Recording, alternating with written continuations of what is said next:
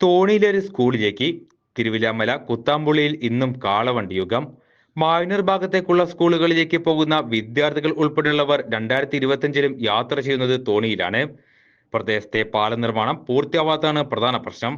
കൊണ്ടാഴി പഞ്ചായത്തിലെ കൊണ്ടാഴി വില്ലേജിനെയും തിരുവില്ലാമല പഞ്ചായത്തിലെ കണിയാർക്കോട് വില്ലേജിനെയും ബന്ധിപ്പിച്ചുകൊണ്ടുള്ള വികസന പദ്ധതിയിൽ സ്ഥലം ഏറ്റെടുക്കൽ ഉൾപ്പെടെ 33 കോടി 14 ലക്ഷം രൂപ അനുവദിച്ച പാലം പണി നടന്നു വരികയാണ്.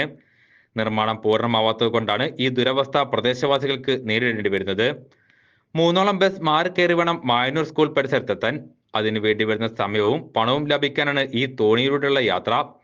കുത്താമ്പുള്ളിയിൽ നിന്നും വെറും 100 മീറ്റർ മാത്രം പുഴയ്ക്ക് അപ്പുറമുള്ള സ്കൂളിലേക്ക് എത്താനാണ് നാട്ടുകാർ തോണിയിൽ യാത്ര ചെയ്യുന്നത്. ലൈഫ് ജാക്കറ്റ് ഉൾപ്പെടെ ഒരു സുരക്ഷാ സംവിധാനവും ഇല്ല എന്നതും അപകടഭീതി ഉയർത്തുന്നതാണ്. പാലം നിർമ്മാണം ഉടൻ പൂർത്തിയാക്കി നാടിന് സമർപ്പിക്കണമെന്ന് നാട്ടുകാർ ആവശ്യപ്പെടുന്നു. ഇതോടെ പ്രശ്നങ്ങൾക്ക് പരിഹാരമാകും.